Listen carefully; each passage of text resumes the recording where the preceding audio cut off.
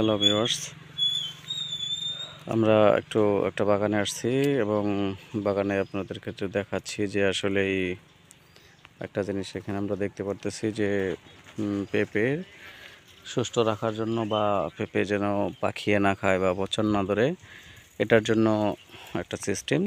আর এটা আপনাদেরকে দেখানো হচ্ছে যে আসলে ভাই আমরা একটা জিনিস দেখতে পারতেছি যে আনারসের সাথে একটা পেঁপে গাছের ভিতরে দেখা যাইতেছে যে এরকম করে দেখা যায় যে আপনার পলিথিন বা একটা জিনিস দেখতে পারতেছি যে সারের বস্তা দিয়ে ঢেকে রাখছে। এটার উপকারিতা কি এটা নিয়ে আলোচনা করব। তো সেই সঙ্গে আমরা একটু কথা বলে নিই যে সকল ভাইয়েরা আমার ভিডিওগুলো নিয়মিতভাবে দেখছেন দেশ এবং দেশের বাইরে, তাদের সকলকে জানাই সুস্বাগতম এবং আন্তরিক শুভেচ্ছা এবং দীর্ঘায়ু কামনা করি। আসলেই হয়তোবা অনেক সময় মতো ভিডিও দিতে পারি না, সেই জন্য আসলে আন্তরিকভাবে দুঃখিত।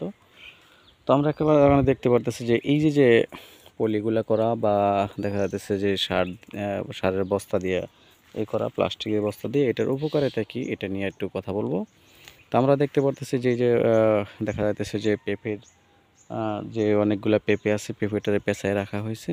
এটার উপকারিতা তারা হচ্ছে যে অনেক সময় অনেক রোদের কারণে দেখা যাচ্ছে যে পেঁপেটা স্পট পড়ে যায় বা একটু পাকা হলে দেখা যাচ্ছে যে অনেক সময় পেঁপের ভিতরে পাখি এসে বসে বা পোকার আক্রমণ থাকে। এটা আসলেই দেখা যাচ্ছে এটা থেকে রক্ষা পাওয়া যায়। মোট কথা হচ্ছে যে বেশিরভাগ রৌদ্রে এবং বৃষ্টিতে যে ক্ষতিটা হয় এই ক্ষতিটা হচ্ছে না। এটা হচ্ছে এটার উপকারিতা। তো যদি দেখা যায় যে আপনাদের এরকম কারো পেঁপে বাগান এরকম থাকে তাহলে আপনারা এই জিনিসটা করতে পারেন।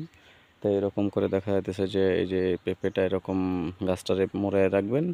এবং এখানে আমরা একটা জিনিস দেখতে পারতেছি যে একই জিনিসের দুটি ফসল। তো একটা হচ্ছে যে আসলে আপনার দেখা যাইতেছে যে পেঁপে আর হচ্ছে আনারস হচ্ছে জলরঙি। তো দেখতে পারতেছি যে এরকম দেখেন, আর একটা জিনিস আপনাদেরকে ভিউ করে দেখাচ্ছি, দেখেন। আর এটা হচ্ছে যে এরকম দেখা যাচ্ছে যে এরকমভাবে করা হয়েছে। যদি আপনাদের এরকম বাগান থাকে তাহলে এই পদ্ধতিটা আপনারা অবলম্বন করতে পারেন। এটা হচ্ছে আপনার দেখা যাচ্ছে যে পেঁপেটা ভালো রাখা বা সুস্থ রাখা বা রোদ বৃষ্টির হাত থেকে রক্ষা করার যে কৌশলটা, এটা হচ্ছে আপনাদেরকে এই কৌশলটা দেখাচ্ছি। তো সকলকে ধন্যবাদ যারা আমার ভিডিওর সাথে লেগে আছেন দেশ এবং দেশের বাইরে, সকলকে ধন্যবাদ জানিয়ে শেষ করছি। তো আসলে যদিও আপনাদের এরপরেও কোনো থাকে ভাই, আপনারা একটু কমেন্ট করে জানাবেন।